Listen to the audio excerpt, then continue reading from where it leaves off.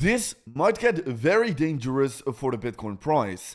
Bitcoin has been seeing a bit of a bounce to the upside after trading in this downtrend, and this is a bear flag pattern being formed, which usually tends to break to the downside, usually tends to signal a continuation to the downside. So this is going to be a big warning that we need to talk about in today's update video. So we'll be talking about this, about the upcoming FOMC meeting we will get in 2 days time, and much more important stuff which we will need to discuss. So as always, let's get started with a shorter time frame.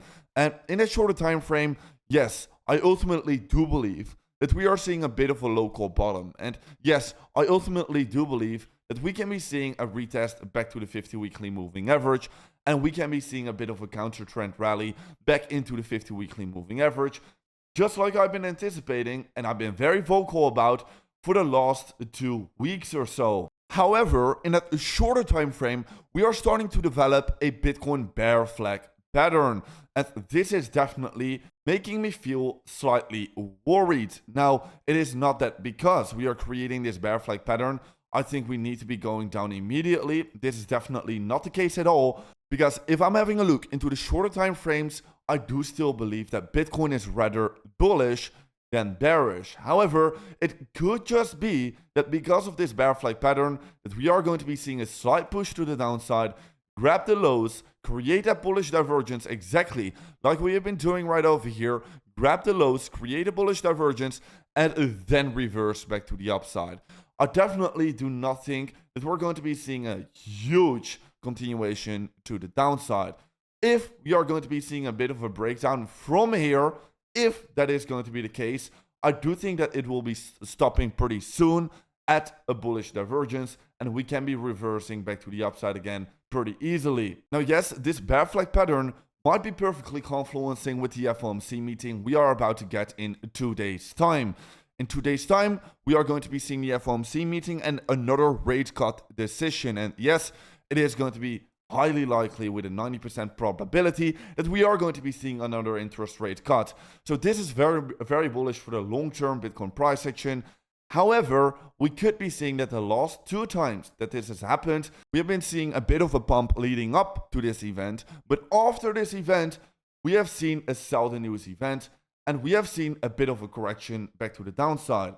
So this could be perfectly confluencing with what we're seeing right now, with this counter trend rally, with a bit of a bounce that we are seeing in a shorter time frame, and then ultimately still going to the downside and then push back to the upside.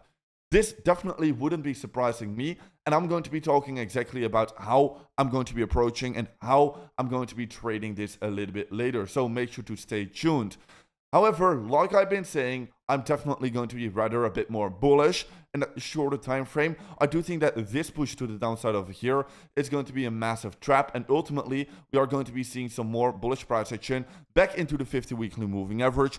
All of the signals we have been having are just very obvious. For example, whales have been opening up massive long positions. For example, we have been sitting at massive levels of support.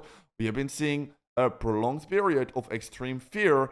We can be seeing capitulation has happened, and capitulation is always bringing a bit of a shorter local time frame bottom. On top of that, the USDT dominance is hitting a massive level of resistance, where usually if we do hit this level of resistance, Bitcoin tends to reverse back to the upside and sees the next rally to the upside. So a lot of signals combined making me believe that yes, we are going to be seeing that retest of the 50 weekly moving average.